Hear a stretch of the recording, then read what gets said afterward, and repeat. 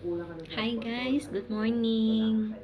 Ayan, kumusta po ang mga buhay natin dyan? Gusto ko lang po mag-share ng short video. Ayan.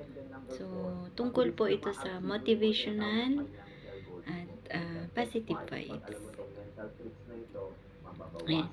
Nakikinig po ako ngayon kay Sir Chinkitan. Siya po ang pinaka-the best na idol ko po.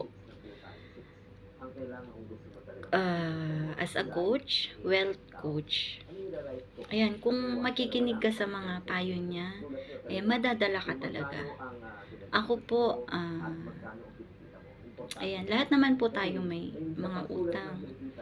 Wala pong tao na walang utang. Siguro yung mga mayayaman lang po. Pero yung ibang mayayaman, di ba, meron din